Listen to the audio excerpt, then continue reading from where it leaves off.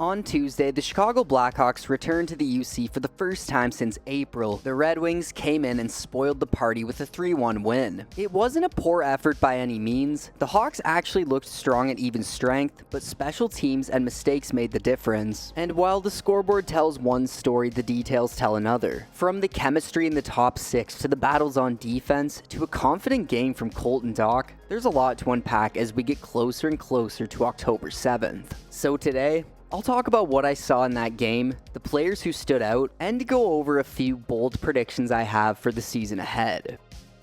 To start things off, the Blackhawks played a solid game at 5-on-5, but they went 0 for 6 on the power play. Every time it felt like the momentum was about to shift, Cam Talbot just slammed the door for Detroit. On the other end, the Wings made the most of Chicago's mistakes, cashing in 3 times and taking the win back to Hockeytown. Jeff Blashill didn't sugarcoat it. He called the young defense a roller coaster. Flashes of really good hockey, mixed with costly errors. His message: start evening things out. If there's one clear strength so far though, it's been the Hawks' top 6.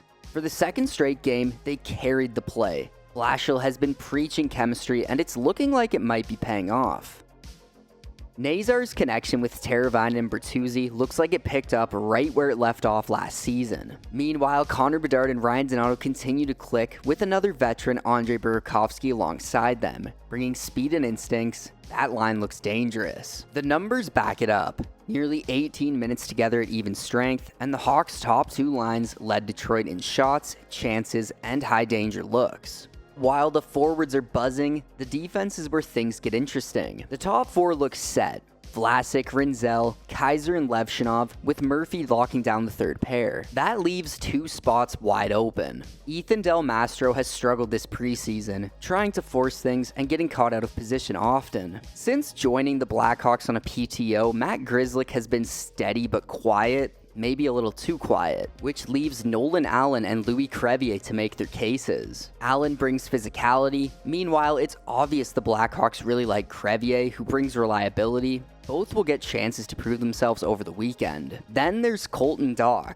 After the game, he said he's playing with more confidence than ever, and you can see it. 1 goal, 4 shots, 5 hits, and a statement play that screamed, "I belong here." Watch this goal again. Dach takes this play into his own hands. Notice the patience off the rush. Instead of forcing a dump, he challenges the D wide, drops his shoulder, and drives straight through the middle lane. Once he cuts inside, it's all about poise. Quick hands, protects the puck from the stick check, then releases in stride before the goalie can reset. That's a pro finish. Head up, no hesitation. Levshinov would also lead all blue liners with 5 shots. Rinzel had 4 on 11 attempts, and Kaiser added more looks from the point. You could see the defense is taking a shoot-first mentality. Heading into the 2025-26 season, for the first time in years, expectations are rising. The Hawks' young core is growing, gaining confidence, and now surrounded with more talent. So let's get bold here for a minute. Let's make some predictions. First off, I think Spencer Knight is going to prove he's a legit NHL starter this year. Last season, in 15 games with the Hawks, his numbers didn't exactly jump off the page. An .893 save percentage, a 3.18 goals against average, and a .533 quality start percentage. But the context matters. Coming over from Florida, he walked into one of the toughest situations in the league and still managed to hold his ground. Now, with a stronger team in front of him and another year of experience under his belt, I can see the 24-year-old hitting at least a .905 to .910 save percentage and keeping his goals against under 3. That kind of stability would be just what Chicago needs. And if he delivers, Knight can finally prove he's the real deal as an NHL starter. Next, I think Artem Levshinov will have a great first full season in the NHL. In 18 games last season, he quietly showed flashes. 6 assists, 20 blocks, 19 hits. Not bad for a kid still finding his way. Now with a full season, a top 4 role, and more opportunity, I think he pushes into the 35 to 45 point range. Add on 100 hits and 100 blocks, and that's the kind of impact I expect to see from Artie this year. Last season, before Frank Nazar got his call up, he was lighting up the AHL.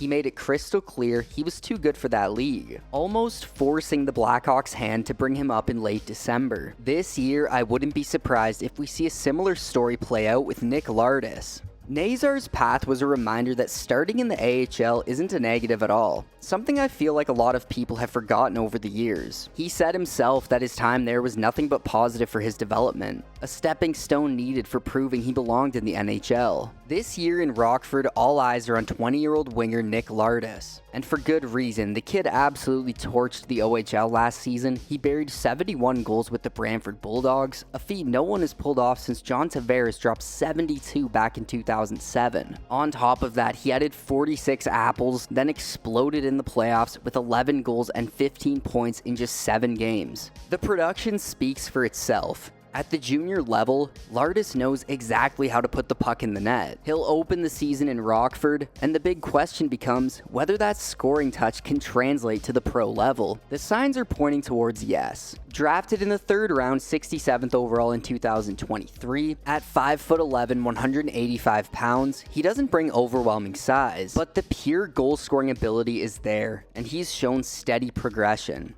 Even before his monster 2025 season, he had already posted 29 goals and 50 points in just 37 games, plus 8 points in 6 playoff games. What really stands out though is how prepared he's looked for his next step.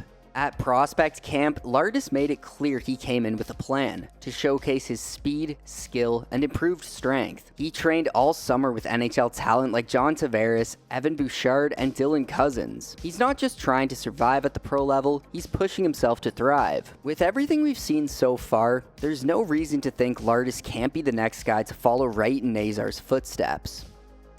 Now, this last prediction's not really bold, but I think Connor Bedard finally hits the point per game mark in 2026. And the reason is simple. For the first time in his NHL career, he's got real support around him.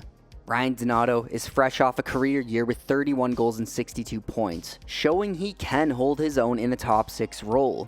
On the other wing, Andrei Burakovsky has proven that he can put up strong numbers when healthy. Put those two with Bedard, and suddenly the Blackhawks' franchise centerpiece isn't carrying the load alone anymore. With that kind of help, and with the wave of young talent around him, that could also boost his production. And that's not even mentioning all the offseason work he's put in to sharpen his skating and build up his strength. Penciling Bedard in for 30-plus goals and 50-plus assists feels realistic. You can call this his breakout year, but I truly believe it's just the warm-up. But what do you think? Can Bedard hit point per game this season? Will Spencer Knight lock down the net? And is Lev Shinov ready to break out as a top 4 stud?